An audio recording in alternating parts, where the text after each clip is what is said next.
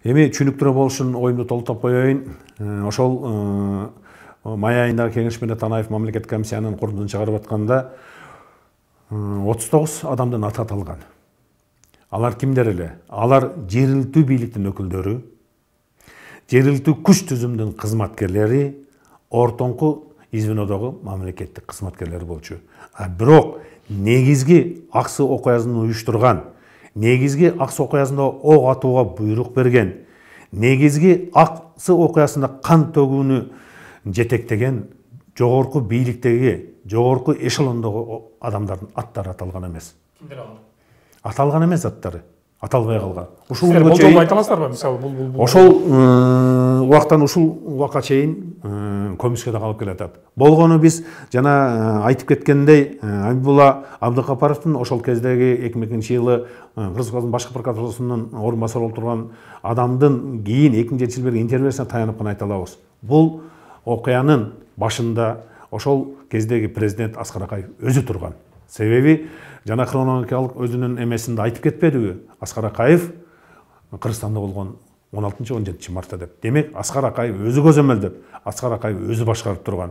Анан экинчи ушул күнгө чейин масалык каражаттарын айтылып келатат. Ошол кездеги президенттин аппаратынын башчысы Аманбек Кырыпкулов. Себеби бардык эмелерди ошол киши көзөмөлдөп турган. Анан кийинчерээк 2005-жылы бизге белгилүү болду. Бул окуянын башталышына түрткү берген ошол жанагы Токтогулда Бекназаров прокуратуранын тергөөчүсү болуп турганда адам өлүү болду айтып кетпедимби? Букеев деген бир Токтогул районунун тургуну каза болгон. Ал кандайча каза болгон?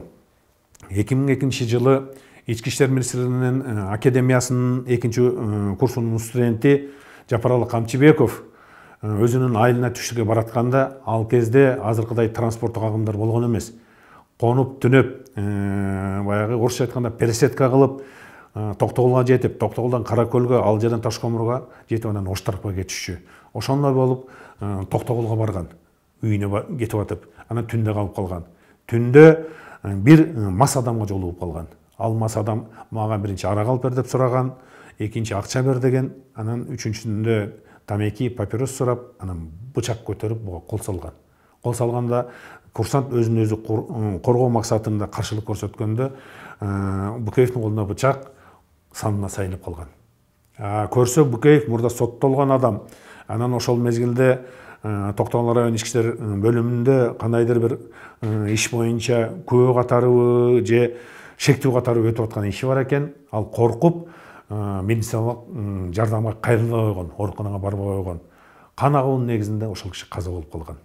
Анан ошол киши каза болгондон кийин тиги Бекназаров президентке импичмент жарыялангандан кийин, Үзөң Кугуш Кытай Республикасына берилбесин деп аксылтар талап койгондон кийин бийлик өзгөчө ошол бийликти мыкчып Акаевдин атынан бийлик жүргүзүп турган Акаевдин үй бүлөсү, ошонун башындагы Майрам Акаева тиги президенттик аппараттын башчысы Карпулов тууралуу аркылуу бардык нерсени башкарып турган. Кийин 2005-жылы бийлик алмашкандан кийин Букеева Бишкекке келди, Керезгул Букеева.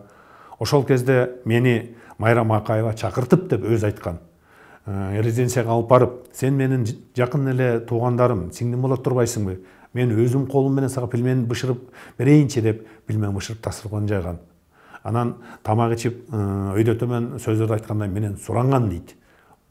Арызыңды жаз, Бекназаров күнөөлүү турбайбы? Ишти жаап койгон. Бекназаров жоопко тартылат деп.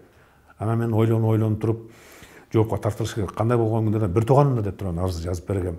Анан мага Бишкектен квартира убада кылган Майрам Акаев деп айткан.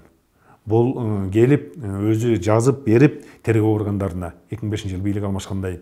Анан масалык маалымат каражаттарынын алдында пресс-конференция берген. Ошол Керезгул Букеева. Анан дагы бир айтып кетүүчү нерсе, жана мамлекеттик комиссия тарабынан 39 адам табылды деп айтпадыкпы? Ошонун 13-үнө иш козголду. 13-үнүн ичинен 10-сунун иши кыскарып, окуяга тиешелүү кыймыл аракетинде жаза берүү эмеси аныкталбагандыктан далилдери иш кыскартылды деп. Сотко өткөндөн кийин кээ бирөөлөрүнүн иши жазасы кыймыл аракети тиги эмнеге тиешелүү болбогондуктан ишти кыскартып коюшкан. Анан эң өкүнүчтүүсү жана сөзүбүз башында көз айтып аткан 3 адамдын жаза мөөнөтүнөн эски мөөнөтү өтүп кеткендиге байланыштуу иштер кыскартылып кеткен.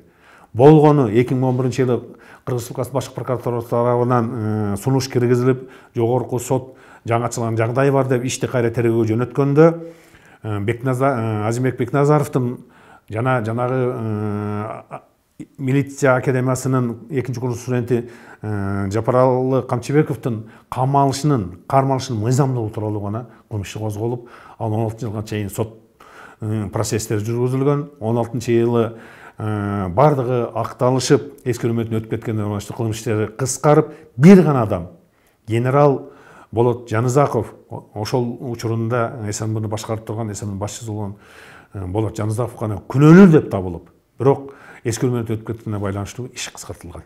Буга Бакиевдин айтышы бар деген сөздөр бар. Ооба, айтылып жүрөт.